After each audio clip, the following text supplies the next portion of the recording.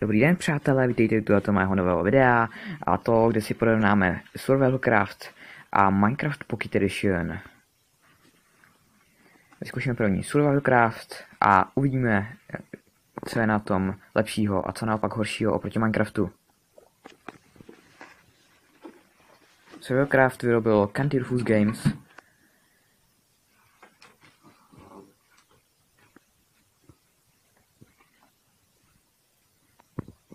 Tak, takhle to vypadá. Máte tady single player, já tady mám multiplayer, což teda nevím, ale to je jedno. Tady si zahrajeme kreativ, já už mám vytvořený. Třeba to načte.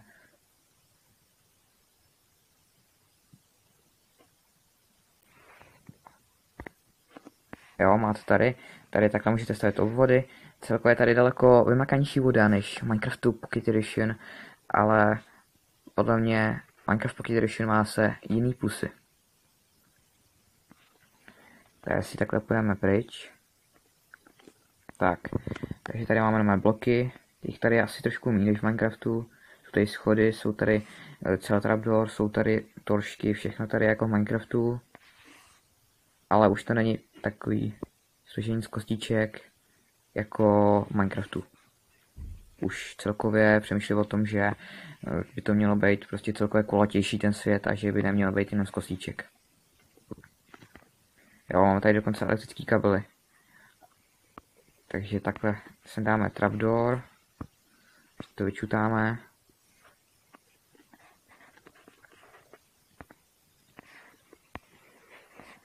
Tak, není tady nic takového, jako že byste mohli otevřít pressure platem dveře nebo něco takového, tak to ještě tady nejde. Já mám teda trošku starší verzi, ale než tady nejde. Jo, když takhle tohleto položíte a spadne tam nějaký zvíře, tak potom dostanete z něho maso, to se hodí hlavně v survivalu, ale i v kreativu to můžete samozřejmě využít. Jo, tady máte takhle vánoční stromeček, to v Minecraftu vůbec není, ale tam si asi můžete postavit celý nějaký velký, ale to i tady teda. Jo, tak vyzkoušíme elektriku, je tady baterka, tak si sem dáme nějaký světlo, dáme si sem tlačítko, tak než teda pressure plate si sem dáme. Tak, ten nám pressure plate, za to dáme zase kabel a světlo. Tak, a když na to stojím, tak to svítí, když na tom nestojím, tak prostě to nesvítí, stejně jako v Minecraftu. Jo. Celkově, co je tady vymakaný, to je odhazování věcí. Celkově, jo, jsou tady ještě víc jako displejů, jo. A ještě tady jsou točítka a různý věci. Ale celkově, když takhle odhodíte věc, čekejte, tam nějak vladí ten pressure plate, zvláštní. Jo, takhle se odhaduje věc a ono takhle odhodí do dálky a třeba to šplouchnutí do vody je celkově asi vymakanější, víc vymakaný než v Minecraftu. To je teda docela dobrý proti Minecraftu. Jo, tady to je stejně jako kdybyste měli redstone v Minecraftu 0.13, tak vlastně lever potřebujete a redstone, no, to je prostě stejný.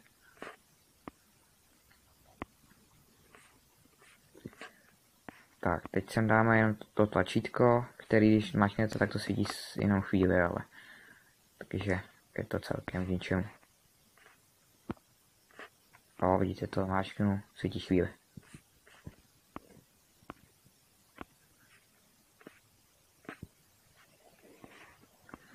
Takže teď se nás začíná smívat, což teda v Minecraftu by byl problém, ale v Survivalcraftu se to dá úplně jednoduše vyřešit.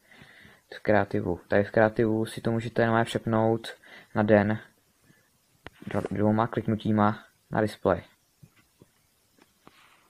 Ještě si tady ukážeme, že tady jsou teda voda, je tady taky různý jiný barvy v kýblíku, je tady láva. Jo, takhle vypadá voda, taková průhlednější než v Minecraftu. A láva, ta je celkově taková červená a takhle vypadá oheň. Je to takový víc 3D, všechno než v Minecraftu. Už nám chytá elektrika a to je jedno. Je to vidět třeba i na krumpáčích, že celkově je prostě survival craft víc 3D. To prostě už nejsou jenom kostičky.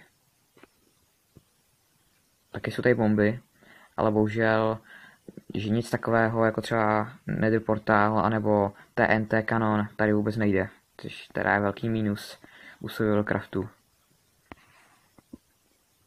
Taky tady je takhle ten zapalovač, to je jakoby takhle se to zapálí a ten výbuch tam teda je docela slušný, ale není tady fakt, že by se dalo nějak takhle s tím dělat nějaký TNT kanon. To vůbec. Já hořím, já se musím jít uhasit. Tak když jste viděli blesky, že jsou tady taky, už Minecraft 0.12 jsou taky teda, ale Minecraftu už byl dřív. Tady si to přepneme. Ještě takhle vypadá ten krumpáč a tady si to přepne. Vidíte, máte tady to sluníčko a ten měsíček, když na to kliknete, tak se nám to normálně přemění na den. Tak se screenshotuje, když kliknete ten fuťák a takhle můžete změnit dokonce i pohledy, jako v Minecraftu. S tím, že to máte jenom tady nastavení nahoře na display, což je trošku lepší možná. Jo, hele, tady máme nějakýho býka, tak ho třeba zapálíme. Vidíte to, takhle hoří. No, survivalu by vás zabil, ale protože jsme v kreativu, tak nás nezabije. Taková honička. Jo. Takhle to tady máte teda.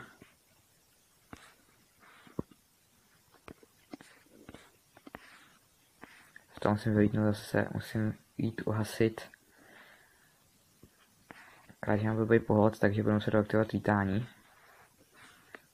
Někde ukráne. Tak, třeba teď. Tak, a už nehořím. Takže to je teda, tady takhle máte přední pohled, když teda takhle otočíte kameru, budete, jo, vidíte to, takhle tady je přední pohled. Ještě do toho neumím dávat skiny, celkově to jsem ještě nezkoušel, to vůbec ještě ne. Jo, tady máte pohled na screenshoty sebe. Nemůžete s tím pohledem vůbec chodit. A ten pohled je celkem na nic, takhle se to screenshotuje. Takže tady máte teda ten pohled. A tady si takhle připíná ta noc. A ještě to tady projdeme, jo, ještě tady je kompas, ten je docela pěkný, takhle ve 3Dčku. Ještě když si změníme pohled dopředu, tak vypadá poměrně pěkně kompas, vidíte to. Jak se to jako otáčí, to v Minecraftu je trochu méně vymakaný. Tak, tady máte takhle, že se můžete zabít, ale to je survivalu, my jsme v kreativu, že ne. Takže se podíváme ještě do nějakého survivalu, si založíme.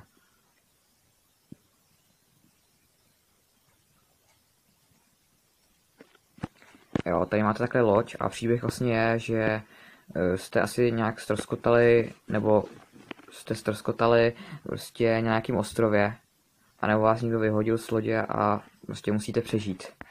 Je tam, že se pro vás ta loď vrátí, ale já už jsem to hrál nějakou dobu a ještě se jakoby nikdy nevrátila. Takže nevím, jestli to teda tak je pravda. Jo, takže máte tady jenom 4 životy, v Minecraftu Pocket Edition je to trošku jinak. Tam máte, teď teda opravdu nevím kolik. Máte tam Hunger Bar, to tady je taky. Ale trošku jinde, to je skrytý. Jak jsem na to před chvíli klikal, takový paňáček. Takhle se čutají stromy, jo, je to takhle dokulata. Nedá se přitom pohybovat potom nějak, jakoby tím senzorem čutání, takže v Minecraftu Pocket Edition je to takhle ostřejší než tady v tomhletom. Tady to máte trošku jednodušší na čtání. Celkově ale čutání trvá díl a je to celkem nuda takhle dlouho čutat. Takže takhle to vypadá survival craftu a tady máme hele nějakého lodního medvěda, takže když budete potřebovat maso, tak ho musíte zabít samozřejmě, jako ve všech Minecraftech, to není, ale jako v Minecraftu, tak tam v Minecraftu máte, že dáte tak 3 rány, už na zemi máte maso, tady bohužel je to trošku těžší a dokonce proti vám ty zvířata útočí. Třeba lední medvěd taky proti vám doma dokáže zaútočit. Celkově ještě jsem tady nezmínil oblohu. Obloha je celkově víc do 3D, vidíte to, už mi ubral. Jo, celkově víc do 3D a je tady kulatý slunce, vypadá to trošku realističtější než v Minecraftu. Takže ještě jsme ho nedali. A vypadá to, že už ale chvíli bude, protože už začíná utíkat. A už se vrací. Tady takhle vlci, ty se v noci mění na vlkodlaky. Ani pozor, ty jsou fakt zákeřný. Jo. Tak. A za chvíli z něho vypadne maso.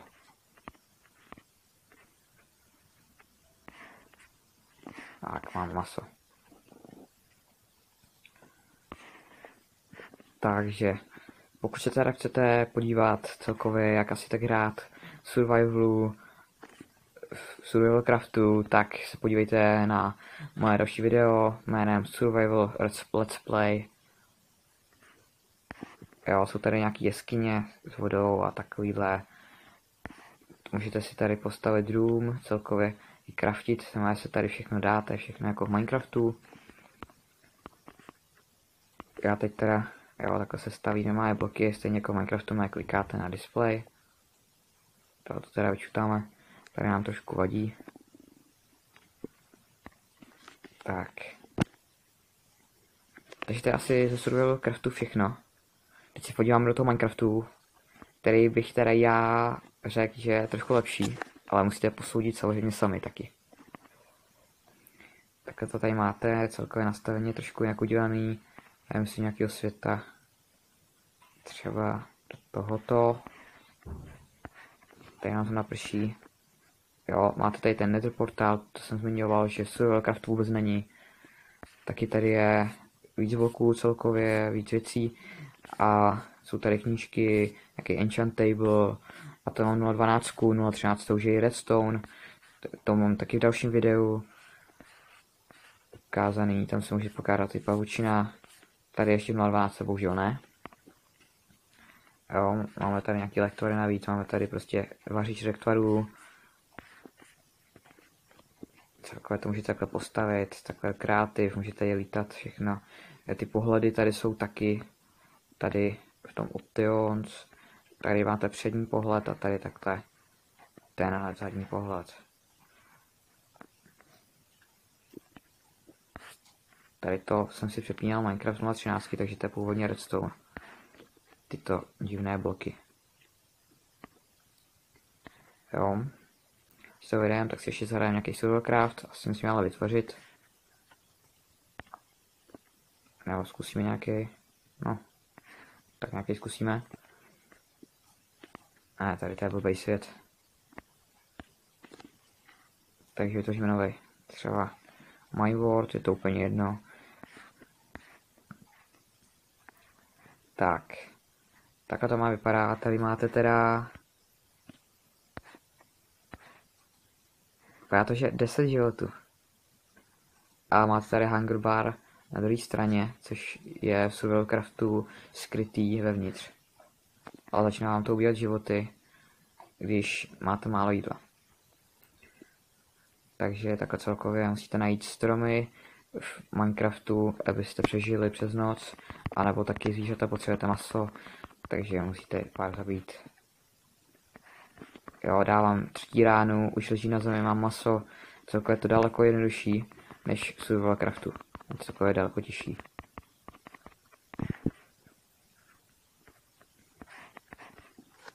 Tak. Máme kůži. A taky jako u survival craftu, pokud se chcete podívat, jak by se mělo hrát, nebo nějaký nápad, jak přežít nějaký ty první noci v Minecraftu, tak se podívejte na můj Let's Play, Minecraft Let's Play. Takže tady se čutají stromy takhle, je to celkově rychlejší než v survival craftu. Podle mě teda líp se tady craftí.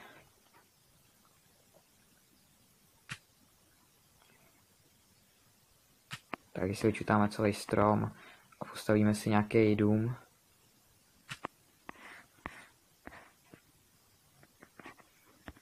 Tak. Tady máme.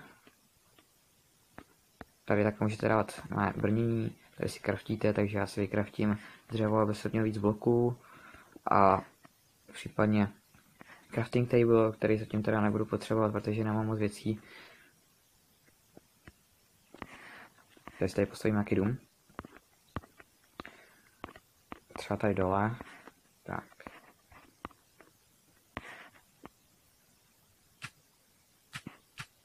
Stavíme ještě roh.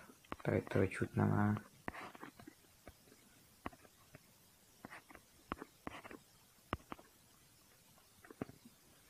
Celkově jak přežít první noc, to je celkově na vás, protože se to dá i tak, že strávíte v noc někde zahrabaný v zemi. Taky normálně jde. Málo komu se povede, že najde 3 ovce a může si udělat hned nějakou postel. První noc. Mně se to zatím nepovedlo. Ale samozřejmě stát se může.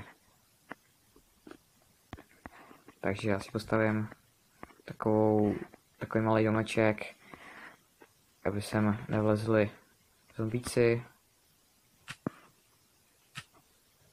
Ještě potřebuji nějakou zem nebo nějaký blok.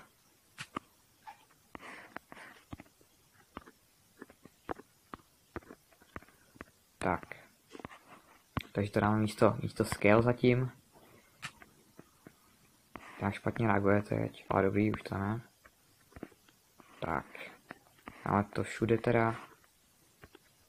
Asi dveře to by mělo celý zase na strom, takže ty už teď craftit nebudu. Sem dáme zbývající blok dřeva. A tady to zastavíme crafting tablem. A takhle můžete přežít normálně prostě noc. Sem zombíci neskočí.